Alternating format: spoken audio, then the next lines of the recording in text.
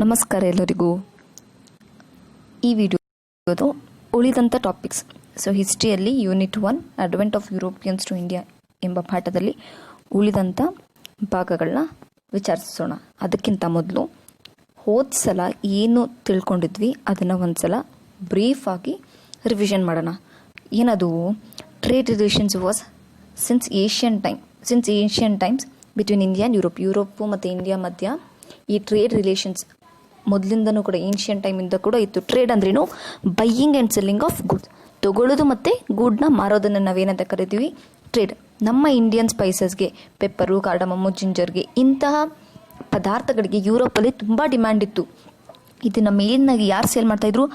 Arab ಮರ್ಚೆಂಟ್ಸು ಬಂದು Asian ಕಂಟ್ರೀಸಲ್ಲಿ ತೊಗೊಂಡೋಗಿ ಕಾನ್ಸ್ಟಾಂಟಿನೋಪಲಲ್ಲಿ ಏನು ಮಾಡ್ತಾಯಿದ್ರು? ಸೇಲ್ ಮಾಡ್ತಾಯಿದ್ರು. ಆಮೇಲೆ ಇಟಾಲಿಯರು ಬಂದು ಕಾನ್ಸ್ಟಾಂಟಿನೋಪಲಲ್ಲಿ ತೊಗೊಂಡು ಉಳಿದಂಥ ಯುರೋಪ್ ಭಾಗಗಳ ಅವ್ರೇನು ಮಾಡ್ತಾಯಿದ್ರು? ಅಲ್ಲಿ ತೊಗೊಂಡೋಗಿ ಸೇಲ್ ಮಾಡ್ತಾಯಿದ್ರು. ಇದರಿಂದ ಇಬ್ರಿಗೂ ಪ್ರಾಫಿಟ್ ಇತ್ತು. ಅರಬ್ ಮರ್ಚೆಂಟ್ಸ್ಗೂ ಇತ್ತು ಮತ್ತು ಇಟಾಲಿಯನ್ಸ್ಗೂ ಇತ್ತು. ಆದರೆ ಜಾಸ್ತಿ ಪ್ರಾಫಿಟ್ ಬಂದಿದೆ ಇಟಾಲಿಯನ್ ಪೀಪಲ್ಗೆ. ಸಡನ್ನಾಗಿ ಕಾನ್ಸ್ಟಾಂಟಿನೋಪಲಲ್ಲಿ ಏನಾಗುತ್ತೆ? 1453 1453 ಕಾನ್ಸ್ಟಾಂಟಿನೋಪಲ್ನ ಆಟೋಮನ್ ಟರ್ಕ್ಸ್ ಏನು ಮಾಡ್ತಾರೆ? ಅವರ ವಶಕ್ಕೆ ತಗೊಳ್ತಾರೆ. ಆವಾಗೇನಾಗುತ್ತೆ? ಎಲ್ಲ ಬಿಗಿ ಆದಾಗ ಸ್ಪೇನು ಮತ್ತು ಪೋರ್ಚುಗೀಸೆಲ್ಲ ಯೋಚನೆ ಮಾಡ್ತಾ ಇಟಾಲಿ ಅವ್ರಿಗೆ ಜಾಸ್ತಿ ಪ್ರಾಫಿಟ್ ಆಗ್ತಿದೆ, ಅವ್ರನ್ನೂ ಕೂಡ ಕಂಟ್ರೋಲ್ ಮಾಡಬೇಕು ಅಂತ ಯೋಚನೆ ಮಾಡಿ ಏನು ಮಾಡ್ತಾರೆ? ಹೊಸ ಸೀ ರೂಟ್ನ ಕಂಡುಹಿಡಿಯೋಕ್ಕೆ ಪ್ರಾರಂಭ ಮಾಡ್ತಾರೆ.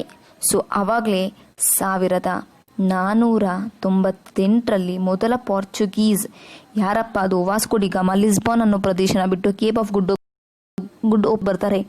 ಆಮೇಲೆ ಇಲ್ಲೊಂದು ಕೆಲವು 2 ಪ್ರದೇಶಕ್ಕೆ ಬಂದು ಕೊನೆಯಲ್ಲಿ ನಮ್ಮ ಇಂಡಿಯಾ ಕ್ಯಾಲಿಕಟ್ ಎಂಬ ಪ್ರದೇಶಕ್ಕೆ ರೀಚ್ ಆಗ್ತಾರೆ. ಕಪ್ಪಾಡು ಅನ್ನೋ ಪ್ಲೇಸ್ ನೇಮು ಎಲ್ಲಿದೆ? ಅದು ನಿಯರ್ ಕ್ಯಾಲಿಕಟ್ಟಲ್ಲಿ ಇದೆ. 1498 ಅವರು ನಮ್ಮ ಇಂಡಿಯಾಗೆ ಬರ್ತಾರೆ. ಪೋರ್ಚುಗೀಸ್ ಅವರೇ first to reestablish the trade between India and Europe. ಮತ್ತೆ ಟ್ರೇಡ್ನ ಎಸ್ಟಾಬ್ಲಿಷ್ ಮಾಡಿದ್ದು. ಯಾಕಂದರೆ ಆಟೋಮನ್ ಟರ್ಕ್ಸ್ ಕ್ಯಾಪ್ಚರ್ ಮಾಡೋದ್ರಿಂದ ಎಲ್ಲ ಟ್ರೇಡು ನಿಂತೋಗಿತ್ತು. ಆಮೇಲೆ ಮತ್ತೆ ಸ್ಟಾರ್ಟ್ ಮಾಡಿದ್ದೆ ಯಾರು? ಪೋರ್ಚುಗೀಸರು. ಆಮೇಲೆ ಇವಾಗ ನಾವು ನೋಡ್ಬೋದು ಈ ಡಿಸ್ಟೆನ್ಸ್ ತುಂಬ ಲಾಂಗ್ ಆಗುತ್ತೆ. ಇದೆಷ್ಟಿತ್ತು? 10,800 ನಾಟಿಕಲ್ ಮೈಲ್ಸ್ ಇತ್ತು. ಅದಕ್ಕೆ ಹೊಸದೊಂದು ರೂಟ್ ಕಂಡುಹಿಡಿತಾರೆ. ಅದೇ ಇಲ್ಲಿ ಈಜಿಪ್ಟ್ ಒಂದು ಪ್ರದೇಶದಲ್ಲಿ ಒಂದು ಕೆನಲ್ನ ಸೃಷ್ಟಿ ಮಾಡ್ತಾರೆ, ಒಂದು ಕೆನಲ್ನ ಬಿಲ್ಟ್ ಮಾಡ್ತಾರೆ. ಅದು ರೆಡ್ ಸಿ ಮತ್ತು ಮೆಡಿಟೇರಿಯನ್ ಸೀನ ಕನೆಕ್ಟ್ ಮಾಡುತ್ತೆ. ಆ ಕೆನಲ್ ಹೆಸರೇ ಸೂಯಸ್ ಕೆನಲ್. ಅದರಿಂದ ಏಷ್ಯಾಗೆ ಟ್ರೇಡ್ ಮಾಡೋಕ್ಕೆ ಬರ್ತಿದ್ದ ವ್ಯಕ್ತಿಗಳಿಗೆ ಡಿಸ್ಟೆನ್ಸ್ ಬಂದು 6,200 ಕಿಲೋಮೀಟ್ರ್ ಆಗುತ್ತೆ. ಇದು ಒಂದೂವರೆ ಅಷ್ಟು ಏನಾಗುತ್ತೆ ಅವ್ರಿಗೆ ಡಿಸ್ಟೆನ್ಸ್ ಕಡಿಮೆ ಆಗುತ್ತೆ. 6,200 ನಾಟಿಕಲ್ ಮೈಲ್ಸ್ ಇದು ಫಸ್ಟ್ ಇದ್ದಿದ್ದು 10,800 ನಾಟಿಕಲ್ ಮೈಲ್ಸ್. ಒಂದೂವರೆ ಅಷ್ಟು ಡಿಸ್ಟೆನ್ಸ್ ಅವ್ರಿಗೇನಾಗುತ್ತೆ? ಕಡಿಮೆ ಆಗುತ್ತೆ. ಇಲ್ಲಿ ಗಂಟ ನಾವು ನೋಡಿದ್ವಿ. ಇವಾಗ ಮುಂದೆ ಚರ್ಚಿಸೋಣ. ನೆಕ್ಸ್ಟ್ ಟಾಪಿಕ್ ಬಂದು ಯುರೋಪಿಯನ್ ಟ್ರೇಡ್ ಕಂಪನೀಸ್. ಯುರೋಪಿಂದ ಯಾವೆಲ್ಲ ವ್ಯಕ್ತಿ ಸಮುದಾಯ ನಮ್ಮ ಇಂಡಿಯಾಗೆ ಬರುತ್ತೆ ಅಂತ ನೋಡೋಣ. ಯಾರೆಲ್ಲ ಕೊನೆಗಳಿಗೂ ಉಳ್ಕೊಂಡ್ರು, ಯಾರೆಲ್ಲ ಅರ್ಧದಲ್ಲೇ ಹೊರಟೋದ್ರು ಅಂತ ನೋಡ್ಕೊಬರೋಣ. ನಮಗೆ ಗೊತ್ತಿರೋ ಹಾಗೆ ಫಸ್ಟ್ ಬಂದಿದ್ದು ಯಾರಪ್ಪ? ಪೋರ್ಚುಗೀಸ್ ಅವರೇ ಫಸ್ಟ್ ಬಂದಿದ್ದು. ಆನಂತರ ಡಚ್ ಬರ್ತಾರೆ, ಆನಂತರ ಇಂಗ್ಲೀಷ್ ಅವ್ರು ಬರ್ತಾರೆ, ಆನಂತರ ಫ್ರೆಂಚ್ ಅವ್ರು ಬರ್ತಾರೆ. ಇದು ನೋಡೋಣ. With success of Portuguese many Dutch, French and English arrived at India for trade. Portuguese success ಆಗ್ತಾನೆ ಇವ್ರಿಗೆಲ್ಲ ಆಸೆ ಬರೋದಕ್ಕೆ ಸ್ಟಾರ್ಟ್ ಆಯಿತು. ಪೋರ್ಚುಗೀಸ್ ಅವ್ರು ಬಂದಮೇಲೆ ಡಚ್ ಅವ್ರು ಬರ್ತಾರೆ, ಇಂಗ್ಲೀಷ್ ಅವ್ರು ಬರ್ತಾರೆ, ಕೊನೆಗೆ ಫ್ರೆಂಚ್ ಅವ್ರು ಕೂಡ ಏನು ಮಾಡ್ತಾರೆ? ನಮ್ಮ ಇಂಡಿಯಾಗೆ ಬರ್ತಾರೆ. ಟ್ರೇಡ್ ಮಾಡೋ ಸಲುವಾಗಿ ಫಸ್ಟ್ ಅವ್ರು ಬರೋದು. ಯಾವುದೇ ದಾಳಿ ಮಾಡಬೇಕು ಅಂತಾರ ಬರಲ್ಲ ಅವರು ಬರೋದೇ ಮುಖ್ಯವಾಗಿ ಟ್ರೇಡ್ ಮಾಡೋದಕ್ಕೆ ಮೊದಲು. ಪೋರ್ಚುಗೀಸಲ್ಲಿ ಯಾರಪ್ಪ? ನಾನಿಲ್ಲಿ ವ್ಯಕ್ತಿಗಳ ಹೆಸರು ಇಂಪಾರ್ಟೆಂಟ್ ನೋಟ್ಸ್ ಮಾತ್ರ ಇಲ್ಲಿ ಫಸ್ಟು ಲಿಸ್ಟ್ ಮಾಡ್ಕೊಂಡಿದ್ದೀನಿ. ಪೋರ್ಚುಗೀಸಿಂದ ಬರುವಂತಹ ಮೊದಲನೇ ಇಂಪಾರ್ಟೆಂಟ್ ವ್ಯಕ್ತಿ ಯಾರು? ವಾಸ್ಕೋ ಡಿ ಗಾಮ. ಯಾವ ಇಸ್ವಿಯಲ್ಲಿ ಬರ್ತಾರೆ? 1498 ಬರ್ತಾರೆ. ಆ ನಂತರ ಯಾರು ಬರ್ತಿದ್ದಾರೆ ಅಂದರೆ ಫ್ರಾನ್ಸಿಸ್ಕೋ ಡಿ ಅಲ್ಮೀಡಾ ಅನ್ನೋ ವ್ಯಕ್ತಿ ಬರ್ತಾರೆ. ಆನಂತರ ಆಲ್ಫಾನ್ಸೋ ಡಿ ಆಲ್ಬಿಕ್ಯೂರ್ಕ್ಯೂ ಅನ್ನೋರು ಬರ್ತಿದ್ದಾರೆ. ಯಾರ್ಯಾರು? ಪೋರ್ಚುಗೀಸಿಂದ 3 ವ್ಯಕ್ತಿಗಳು ಬರ್ತಾರೆ, ಇಂಪಾರ್ಟೆಂಟ್ ವ್ಯಕ್ತಿಗಳು.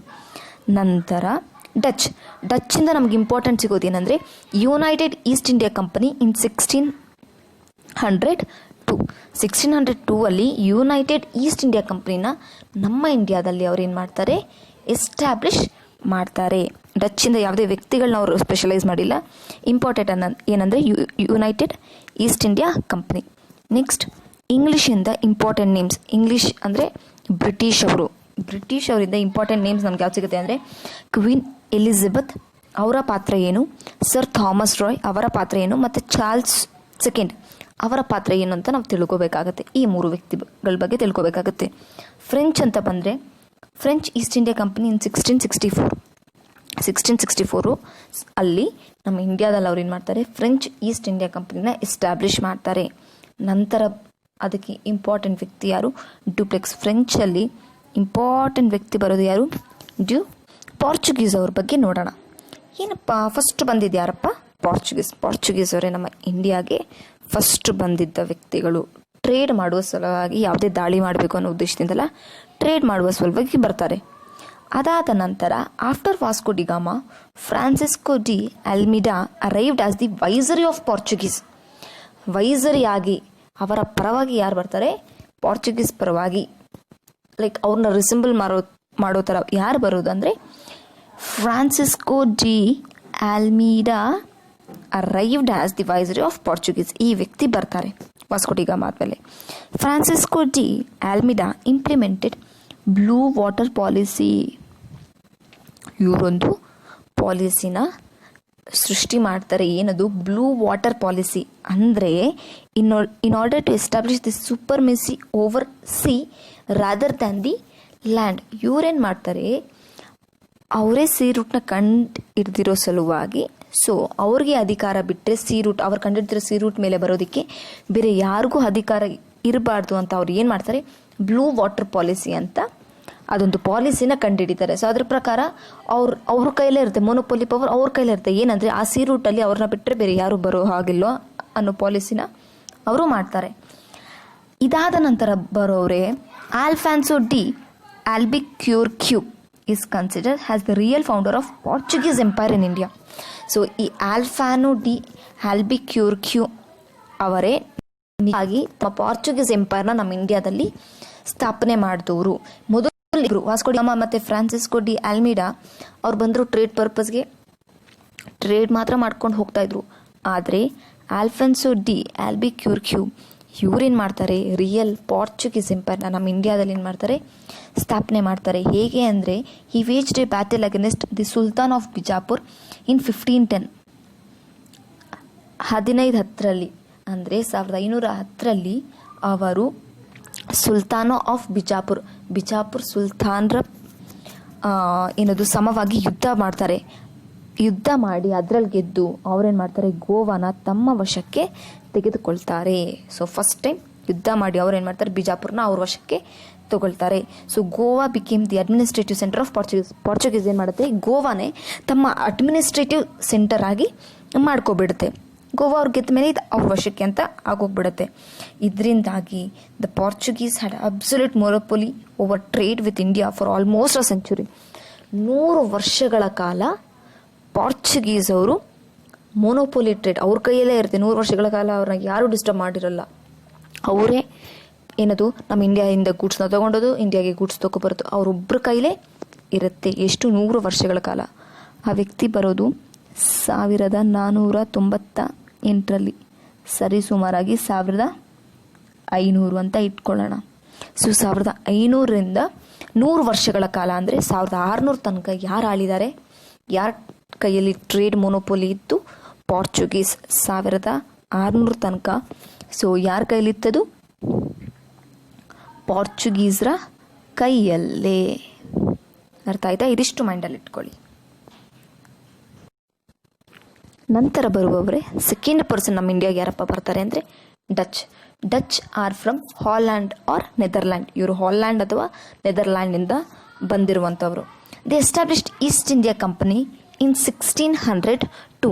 ನಾನು ಎಂತಕ್ಕೆ ಅವಾಗಲೇ ನಿಮಗೆ ಇದನ್ನು ಈ 1600ನ 100 ಈ ಥರ ಕ್ಯಾಲ್ಕುಲೇಷನ್ ಮಾಡಿ ತೋರಿಸಿದೆ ಅಂದರೆ ಅವ್ರು ಕೊಟ್ಟಿರೋ ಪ್ರಕಾರ ಏನು ಆಲ್ಮೋಸ್ಟ್ ಸೆಂಚುರಿ ಗಂಟ ಏನು ಮಾಡಿದ್ದಾರೆ, ಪೋರ್ಚುಗೀಸ್ ಅವ್ರು ರೂಲ್ ಮಾಡಿದ್ದಾರೆ. ನಾವು 1500 ತೊಗೊಂಡ್ರೆ 1 ವರ್ಷ 100 ವರ್ಷ ಅಂದರೆ ಎಷ್ಟಾಗುತ್ತೆ, 1600. ಸೊ ಡಚ್ ಅವ್ರು ಬಂದು ಈಸ್ಟ್ ಇಂಡಿಯಾ ಕಂಪ್ನಿ ಎಸ್ಟಾಬ್ಲಿಷ್ ಮಾಡಿರೋದು ಯಾವಾಗ? 1602. ಅಷ್ಟೇ ಸಿಂಪಲ್. 2 ವರ್ಷ ಇಲ್ಲಿಗೆ ನಾವೇನು ಮಾಡಬೇಕು, ಜಾಸ್ತಿ ತೊಗೊಳ್ಬೇಕು. 1602ರಲ್ಲಿ ಅವ್ರೇನು ಮಾಡ್ತಾರೆ, ಈಸ್ಟ್ ಇಂಡಿಯಾ ಕಂಪನಿನ ನಮ್ಮ ಇಂಡಿಯಾದಲ್ಲಿ ಎಸ್ಟಾಬ್ಲಿಷ್ ಮಾಡ್ತಾರೆ. ಎಂತಕ್ಕೆ? With the aim of doing business with spices rich islands. So spices rich islands ಅಂದರೆ ಎಲ್ಲೆಲ್ಲಿ ಸ್ಪೈಸಸ್ ಜಾಸ್ತಿ ಪದಾರ್ಥಗಳು ಸಿಗ್ತಾ ಇರುತ್ತೋ ಅಂಥ ದೇಶದಲ್ಲಿ ಟ್ರೇಡ್ ಮಾಡೋದಕ್ಕೆ ಅವರು ಈಸ್ಟ್ ಇಂಡಿಯಾ ಕಂಪನಿನ ಎಸ್ಟಾಬ್ಲಿಷ್ ಮಾಡ್ತಾರೆ. They established warehouses in Chinsurah, Masulipatnam, Cambay, Surat, Broach, Nagapattinam, Cochin ಇಂಥ ಪ್ರದೇಶಗಳಲ್ಲಿ ಅವ್ರು ಏನು ಮಾಡ್ತಾರೆ, ವೇರ್ ಹೌಸ್ ಅಂದರೆ ನಾವು ಎಲ್ಲಿ ಗೂಡ್ಸ್ನ ಸ್ಟೋರ್ ಮಾಡಿರ್ತೀವಿ, ವಸ್ತುಗಳನ್ನ ಸ್ಟೋರ್ ಮಾಡಿರ್ತೀವಿ, ಅದನ್ನು ವೇರ್ ಹೌಸ್ ಅಂತ ಕರಿತೀವಿ. ಸೊ ಈ ಒಂದು ಪ್ರದೇಶಗಳಲ್ಲಿ ಅವ್ರು ವೇರ್ ಹೌಸ್ನ ಎಸ್ಟಾಬ್ಲಿಷ್ ಮಾಡಿ ಇಡ್ತಾರೆ. With this they broke the monopoly of Portuguese in India. So first ಯಾರಿದ್ರು, ಬರೀ ಪಾರ್ಚುಗೀಸ್ ಇದ್ದರು. ಇವರು ಬಂದಿದ್ದ ಕಾರಣದಿಂದ ಇವಾಗ ಒಬ್ಬರೇ ಇರಲಿಲ್ಲ ಪಾರ್ಚುಗೀಸು, ಡಚ್ ಕೂಡ ಇದರಿಂದ ಮೊನೋಪೋಲಿ ಪವರ್ ಇರಲಿಲ್ಲ. ಅವರ ಮೊನೋಪೋಲಿ ಪವರ್ ಏನಾಯಿತು, ಕಡಿಮೆ ಆಗ್ತಾ. ಪಾರ್ಚುಗೀಸ್ ಮತ್ತು ಡಚ್ ಇಷ್ಟು ಪವರ್ ಇದ್ರೂ ಇಂಗ್ಲೀಷ್ ಅವರು ಮತ್ತು ಫ್ರೆಂಚ್ ಅವ್ರು ಬಂದಮೇಲೆ ಅವರ ಪವರ್ ಏನಾಗುತ್ತೆ, ಡಿಕ್ಲೈನ್ ಆಗುತ್ತೆ. ಅವರ ಮುಂದೆ ಕಾಂಪಿಟೇಟ್ ಮಾಡೋಕ್ಕಾಗದೆ ಅವರೇ ಏನು ಮಾಡ್ತಾರೆ, ವಿತ್ಡ್ರಾ ಮಾಡ್ಕೊಬಿಡ್ತಾರೆ. ಸೊ ಪಾರ್ಚುಗೀಸ್ ಮತ್ತು ಡಚ್ ಆದಮೇಲೆ ಇಂಡಿಯಾಗೆ ಬರುವವರು ಯಾರು, English. In 1600 December 31st, queen Elizabeth issued a royal charter authorizing East India Company to trade with eastern countries for 15 years. So 1600 ಇಸ್ವಿಯಲ್ಲಿ ಡಿಸೆಂಬರ್ 31ನೇ ತಾರೀಕು ಕ್ವೀನ್ ಎಲಿಜಬೆತ್ ಅವರು ಒಂದು ಚಾರ್ಟರ್ ಅನ್ನು ಇಶ್ಯೂ ಮಾಡ್ತಾರೆ. ಏನಂದರೆ east India company to trade with eastern countries for 15 years ಅಂದರೆ ಏನೋ ಒಂದು ಬಿಲ್ ಥರ ಪಾಸ್ ಮಾಡ್ತಾರೆ ಅವರು. ಏನಾಗಿರುತ್ತೆ ಅದರಲ್ಲಿ ಸ್ಪೆಸಿಫಿಕೇಷನು, ಈಸ್ಟ್ ಇಂಡಿಯಾ ಕಂಪನಿ ಏನಪ್ಪ, ಈಸ್ಟರ್ನ್ ಕಂಟ್ರೀಸ್ ಯಾವುದೆಲ್ಲ ಇದೆ ಅದ್ರ ಜೊತೆ 15 ವರ್ಷ ಏನು ಮಾಡುತ್ತೆ, ಟ್ರೇಡ್ ಮಾಡುತ್ತೆ ಅಂತ ಅವರು ಆ ಚಾರ್ಟರ್ನ ಇಶ್ಯೂ ಮಾಡ್ತಾರೆ. ಆ ನಂತರವೇ the company started the business formally in 1613. So company formal ಆಗಿ ಯಾವಾಗ ಸ್ಟಾರ್ಟ್ ಆಗುತ್ತೆ, 1613ರಲ್ಲಿ. The Mughal emperor Jahangir issued a royal permission to establish their first warehouse at Surat. ಇವರಿಗೆ ಅವ್ರು ಇಶ್ಯೂ ಮಾಡಿರೋ ಲೆಟರ್, ಅದಕ್ಕೆ ಆಕ್ಸೆಪ್ಟೆನ್ಸ್ ಕೊಟ್ಟಿದ್ಯಾರು, ಅದಕ್ಕೊಂದು ಒಪ್ಪಿಗೆ ಕೊಟ್ಟಿದ್ಯಾರು, ಮೊಘಲ್ ಎಂಪರರ್ ಜಹಾಂಗೀರ್. ಮೊಘಲ್ ಎಂಪರರ್ ಜಹಾಂಗೀರ್ ಏನು ಮಾಡ್ತಾರೆ, ಪರ್ಮಿಷನ್ ಕೊಡ್ತಾರೆ, ರಾಯಲ್ ಪರ್ಮಿಷನ್ ಕೊಡ್ತಿದ್ದಾರೆ. ಎಂತಕ್ಕೆ, ಅವ್ರ ವೇರ್ ಹೌಸ್ನ ಸೂರತ್ ಅನ್ನೋ ಪ್ರದೇಶದಲ್ಲಿ ಸ್ಥಾಪನೆ ಮಾಡ್ಕೊಳ್ಳೋದಕ್ಕೆ. ನಂತರ sir Thomas Roe arrived at the court of Jahangir as the royal ambassador from the court of James I. ಆ ನಂತರ ಏನಾಗುತ್ತೆ, ಸರ್ ಥಾಮಸ್ ರಾಯ್ ಈ ವ್ಯಕ್ತಿ ಬಂದು ಏನು ಮಾಡ್ತಾರೆ, ಜಹಾಂಗೀರ್ ಕೋರ್ಟ್ಗೆ ಬರ್ತಾರೆ ಆ್ಯಸ್ ಎ ರಾಯಲ್ ಅಂಬಾಸಿಡರ್. ಯಾರು, ಬ್ರಿಟಿಷರ ಪರವಾಗಿ. ಯಾರ ಕೋರ್ಟಿಂದ ಬರೋದು, James I. So queen Elizabeth ಅವರು ಹೋದ ಮೇಲೆ ಅವರ ಸ್ಥಾನ ಯಾರು ಗೊತ್ತೆ, ಜೇಮ್ಸ್ I ಅವ್ರಿಗೆ ಬರುತ್ತೆ. ಸೊ ಅವರ ಪರವಾಗಿ, ಅವರ ಆಸ್ಥಾನದಿಂದ ಜಹಾಂಗೀರ್ ಆಸ್ಥಾನಕ್ಕೆ ಬಂದವರು ಯಾರು, ಸರ್ ಥಾಮಸ್ ರಾಯ್ ಅವರ ಬರ್ತಾರೆ. ನಂತರ ಇನ್ 1639 English took Madras from the king of Chandragiri and established A strong fort named Saint George fort. So ಹೇಗೋ ಬಂದರು, ಬಂದು ಪರ್ಮಿಷನ್ ಕೂಡ ಸಿಕ್ತು. ಇಂತಕ್ಕೆ ಒಂದು ವೇರ್ ಹೌಸ್ ಸ್ಥಾಪನೆ ಮಾಡ್ಕೊಳ್ಳೋದಕ್ಕಾಗಲಿ ಟ್ರೇಡ್ ಮಾಡೋದಕ್ಕಾಗಲಿ ಸಿಕ್ತು. ಅವ್ರೇನು ಮಾಡ್ತಾರೆ, ನಂತರ ಇಂಗ್ಲೀಷ್ ಅವರು 1639ರಲ್ಲಿ so Chandragiri, king of Chandragiri ಮೇಲೆ ಯುದ್ಧ ಸಾರ್ತಾರೆ. ಯುದ್ಧ ಸಾರಿ ಅದರಲ್ಲಿ ಗೆದ್ದು ಏನು ಮಾಡ್ತಾರೆ, ಸೇಂಟ್ ಜಾರ್ಜ್ ಫೋರ್ಟ್ ಅಂದರೆ ವೇರ್ ಹೌಸ್ ನೇಮ್ಗಳಿವು, ಇದನ್ನು ಏನು ಮಾಡ್ತಾರೆ, ಎಸ್ಟಾಬ್ಲಿಷ್ ಮಾಡ್ತಾರೆ. ಜಾರ್ಜ್ ಫೋರ್ಟ್ ಅಂದರೆ ಅವರು ಟ್ರೇಡ್ ಪರ್ಪಸ್ಗೆ, ಅದೊಂದು ವೇರ್ ಹೌಸ್ ಆಗಿರ್ಬೋದು, ಏನೋ ಒಂದು, ಆ ಫೋರ್ಟನ್ನು ಎಂತಕ್ಕೆ ಎಸ್ಟಾಬ್ಲಿಷ್ ಮಾಡ್ತಾರೆ ಅಂದರೆ ಅವರು ಟ್ರೇಡು, ಯಾವುದೇ ಒಂದು ಟ್ರೇಡ್ ಅವ್ರೇನು ಮಾಡ್ತಾ ಇರ್ತಾರೆ ಅದಕ್ಕೆ ಸಂಬಂಧಪಟ್ಟ ವಸ್ತುಗಳು ಅಥವಾ ವ್ಯವಹಾರಗಳು ನಡೆಯುವಂಥ ಸ್ಥಳ ಅದು. ಅದಕ್ಕೋಸ್ಕರ ಏನು ಮಾಡ್ತಾರೆ, ಸೇಂಟ್ ಜಾರ್ಜ್ ಫೋರ್ಟ್ನ ಎಸ್ಟಾಬ್ಲಿಷ್ ಮಾಡ್ತಾರೆ. ನಂತರ ಏನಾಗುತ್ತೆ, ಚಾರ್ಲ್ಸ್ ಟು ಅನ್ನೋರು, ಅವರು ಕೂಡ ಇಂಗ್ಲೆಂಡ್ನ ಮಹಾರಾಜ. ಅವ್ರೇನು ಮಾಡ್ತಾರೆ, ಅವರು ಬಾಂಬೆನ ಆ್ಯನ್ಯುವಲ್ ರೆಂಟು 10 pounds ಕೊಟ್ಬಿಡ್ತಾರೆ. ಸೊ ಈಸ್ಟ್ ಇಂಡಿಯಾ ಕಂಪನಿಗೆ ಕೊಡ್ತಾರೆ. ಯಾವಾಗ 1668ರಲ್ಲಿ ಈಸ್ಟ್ ಇಂಡಿಯಾಗೆ ಬಾಂಬೆ ಸ್ಥಳನ ಆ್ಯನ್ಯುವಲ್ ಆಫ್ 10 ಪೌಂಡ್ಸ್ಗೆ ಕೊಡ್ತಾರೆ. ಸೊ ಇಷ್ಟು ನನಗೆ ರೆಂಟ್ ಕಟ್ಟಬೇಕು ಅಂತ ಹೇಳಿಬಿಟ್ಟು ಬಾಂಬೆನ ಈಸ್ಟ್ ಇಂಡಿಯಾ ಕಂಪನಿಗೆ ಕೊಡ್ತಾರೆ. ಮತ್ತೆ ಏನಾಗುತ್ತೆ ಅಂದರೆ ಇನ್ ದಿ ಇಯರ್ 1690 ಮತ್ತೆ ಇಂಗ್ಲೀಷ್ ಅವರು ಏನು ಮಾಡ್ತಾರೆ, 3 ಹಳ್ಳಿಗಳನ್ನ ಖರೀದಿ ಮಾಡ್ತಾರೆ. ಯಾವುದದು ಸುಥಾನೌತಿ, ಕಾಲಿಯಾಕಟ ಆ್ಯಂಡ್ ಗೋವಿಂದಪುರ. ಸೊ ಈ 3 ಹಳ್ಳಿಗಳನ್ನ ಎಲ್ಲಿವೆ ಇವು? ಆನ್ ದ ಬ್ಯಾಂಕ್ಸ್ ಆಫ್ ಹೋಗ್ಲಿ ರಿವರ್. ಹೋಗ್ಲಿ ಅನ್ನೋ ನದಿಯ ಹತ್ತಿರ ಇರುವಂಥ ಈ 3 ಹಳ್ಳಿಗಳನ್ನ ಕೊಂಡುಕೊಂಡು ಅಲ್ಲೇನು ಮಾಡ್ತಾರೆ, ಫೋರ್ಟ್ ವಿಲಿಯಮ್ನ ಮತ್ತೆ ಕಟ್ಟುತ್ತಾರೆ. ಫಸ್ಟ್ ಕಟ್ಟಿದ್ದು ಸೇಂಟ್ ಜಾರ್ಜ್ ಫೋರ್ಟು, ಇವಾಗ ಮತ್ತೆ ಫೋರ್ಟ್ ವಿಲಿಯಮ್ನ ಸ್ಥಾಪನೆ ಮಾಡ್ತಾರೆ. ಬೈ 17th ಸೆಂಚುರಿಯಲ್ಲಿ the English had established Bombay, Madras and Calcutta as the centre of the presidency. So 17th century ಬರೋ ಅಷ್ಟರಲ್ಲಿ ಬಾಂಬೆ, ಮದ್ರಾಸ್, ಕಲ್ಕಟ್ಟ ಅವ್ರಿಗೆಲ್ಲ ಏನಾಗುತ್ತೆ, ಸೆಂಟರ್ ಆಫ್ ದ ಪ್ರೆಸಿಡೆನ್ಸೀಸ್ ಅವರ ಮುಷ್ಟಿಗೆ ಬಂದುಬಿಟ್ಟಿರುತ್ತೆ. ಅವ್ರ ವ್ಯವಹಾರಕ್ಕೆ, ಅವರ ಟ್ರೇಡ್ಗೆ ಅವೇ ಮೇನ್ ಸೆಂಟರ್ ಆಗಿ ಉಳ್ಕೊಂಡು ಬಿಟ್ಟಿರ್ತವೆ. 17th ಸೆಂಚುರಿ ಅಂದರೆ 1800 ಸಮೀಪಕ್ಕೆ ಬರೋ ಅಷ್ಟರಲ್ಲಿ ಏನಾಗುತ್ತೆ, ಎಲ್ಲ ಅವ್ರ ಕೈಗೆ ಬಂದುಬಿಟ್ಟಿರುತ್ತೆ. By the latter part of 18th century, ನಾವು 18th ಸೆಂಚುರಿಗೆ ಬಂದರೆ ಆವಾಗ ಏನಾಗುತ್ತೆ, the English made Calcutta as their capital city. ಕ್ಯಾಲ್ಕಟಾನ ಅವ್ರು ಏನು ಮಾಡ್ಕೊಳ್ತಾರೆ, ಅವ್ರ ಕ್ಯಾಪಿಟಲ್ ಸಿಟಿ ಆಗಿ ಏನು ಮಾಡ್ಕೊಬಿಡ್ತಾರೆ, ಕನ್ವರ್ಟ್ ಮಾಡ್ಕೊಬಿಡ್ತಾರೆ. ನಂತರ they implemented their own civil and criminal procedure codes in the areas that were under their control. ಇದು ತುಂಬ ಇಂಪಾರ್ಟೆಂಟ್ ಪಾಯಿಂಟು. ಇವ್ರೇನು ಮಾಡ್ತಾರೆ, ಇವರು ಫಸ್ಟು ಟ್ರೇಡ್ಗಂತ ಬಂದರು, ಸರಿ, ಒಂದೊಂದೇ ಪ್ಲೇಸ್ನ ಅವ್ರ ವಶಕ್ಕೆ ತಗೊಳ್ತಾ ಬಂದರು, ಫೋರ್ಟ್ಗಳನ್ನ ಕಟ್ಕೊಳ್ತಾ ಹೋದರು.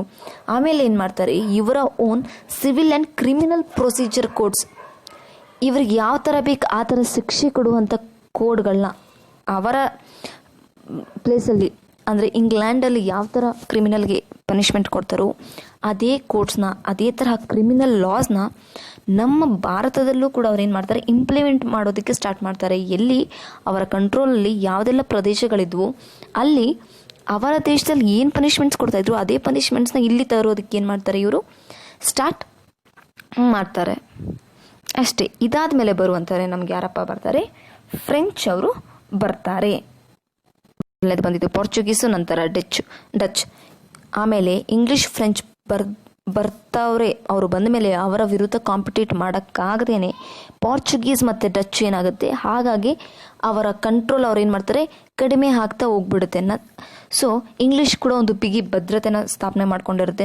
ನೆಕ್ಸ್ಟು ಇದಾದ ಮೇಲೆ ಬರುವವರೇ French East India company started as a government own company in 1664, 1664ರಲ್ಲಿ. So as a government owned company French East India company ಏನಾಗುತ್ತೆ, ಸ್ಟಾರ್ಟ್ ಆಗುತ್ತೆ. ಇದು ಗವರ್ನಮೆಂಟ್ಗೆ ಸ್ಥಾಪಿತವಾದ ಕಂಪನಿ ಅಂತ ಹೇಳ್ಕೊಂಡು ಅದೇನಾಗುತ್ತೆ, French East India company start ಆಗುತ್ತೆ. It started its first factory in Surat in the year 1668, 1668ರಲ್ಲಿ ಅದು ತನ್ನ ಫಸ್ಟ್ ಫ್ಯಾಕ್ಟ್ರಿ ಸೂರತ್ ಪ್ರದೇಶದಲ್ಲಿ ಏನು ಮಾಡುತ್ತೆ, ಸ್ಟಾರ್ಟ್ ಮಾಡುತ್ತೆ. ನಂತರ in 1674 the French took Valikondapuram from a local Muslim official and developed it as a major trade centre. 1674ರಲ್ಲಿ ಏನು ಮಾಡುತ್ತೆ, ಇದು ಈ ಫ್ರೆಂಚ್ ಅವ್ರು ಏನು ಮಾಡ್ತಾರೆ, ವಲಿಕಂದಪುರಂ ಅನ್ನೋ ಪ್ರದೇಶನ ಅಲ್ಲಿ ಲೋಕಲ್ ಯಾರೋ ಮುಸ್ಲಿಮ್ಸ್ ಅವರಿದ್ದರು, ಆ ಅಫಿಷಿಯಲ್ಸಿಂದ, ಆ ಮುಸ್ಲಿಂ ಅವರಿಂದ ಏನು ವಲಿಕಂದಪುರಂ ಅನ್ನೋ ಪ್ರದೇಶನ ಇವ್ರ ವಶಕ್ಕೆ ತಗೊಂಡು ಅದನ್ನು ಅವ್ರ ಸೆಂಟರಾಗಿ ಮಾಡ್ಕೊಳ್ತಾರೆ. ಹೇಗೆ ಇಂಗ್ಲೀಷ್ ಅವ್ರಿಗೆ ಬಾಂಬೆ, ಕ್ಯಾಲ್ಕಟಾ, ಮದ್ರಾಸ್ ಎಲ್ಲ ಒಂದು ಸೆಂಟರ್ ಮೇನ್ ಪ್ರೆಸಿಡೆನ್ಸೀಸ್ ಆಗಿತ್ತು, ಇವ್ರಿಗೆ ಯಾವುದಾಗುತ್ತೆ, ಸೊ ವಲಿಕಂದಪುರಂ ಅನ್ನೋ ಪ್ರದೇಶನ ಇವರು ಮೇನ್ ಸೆಂಟರ್ ಆಗಿ ಮಾಡ್ಕೊಳ್ತಾರೆ. That centre is Puducherry. So ಒಂದು ಮೇನ್ ನೇಮ್ ಯಾವುದಕ್ಕೆ, ಪುದುಚೇರಿ. ನಮ್ಮೆಲ್ರಿಗೂ ಗೊತ್ತಿರೋದೆ ಎಲ್ಲಿ, ತಮಿಳ್ನಾಡು ಅಲ್ಲಿ ಬರುತ್ತೆ ಪುದುಚೇರಿ. ಸೊ ಈ ಪ್ಲೇಸ್ನ ಅವ್ರ ವಶಕ್ಕೆ ತೊಗೊಂಡು ಅದರ ಸೆಂಟರ್ನ ಮಾಡ್ಕೊಳ್ತಾರೆ. ಡ್ಯೂಪ್ಲೆಕ್ಸ್ ಹೂ ಅರೈವ್ಡ್ ಇನ್ ಪಾಂಡಿಚೇರಿ, ಪಾಂಡಿಚೇರಿ ಎರಡು ಒಂದೇ, has the governor general of French had the high ambitions of establishing French has the major power in south India. So duplex ಎಂಬ ವ್ಯಕ್ತಿ, ಫ್ರೆಂಚಿಂದ ಬರುವಂಥ ಈ ವ್ಯಕ್ತಿ ತುಂಬ ರೋಲ್ನ ಪ್ಲೇ ಮಾಡ್ತಾರೆ, ಅಂದರೆ ತುಂಬ ರೋಲ್ನ ಪ್ಲೇ ಮಾಡ್ತಾರೆ. ತುಂಬ ಇಂಪಾರ್ಟೆಂಟ್ ವ್ಯಕ್ತಿ, ಫ್ರೆಂಚ್ ಕಡೆಯಿಂದ ಇವರೇ ತುಂಬ ಇಂಪಾರ್ಟೆಂಟ್ ವ್ಯಕ್ತಿ, ಡ್ಯೂಪ್ಲೆಕ್ಸ್ ಅನ್ನೋ ವ್ಯಕ್ತಿ. ಸೊ ಇವರು ಪಾಂಡಿಚೇರಿಗೆ ಬಂದವರು ಆಸ್ ದಿ ಗವರ್ನರ್ ಜನರಲ್. ಇವ್ರು ಯಾರು? ಗವರ್ನರ್ ಜನರಲ್ ಆಫ್ ಫ್ರೆಂಚ್ಗೆ ಗವರ್ನರ್ ಜನರಲ್.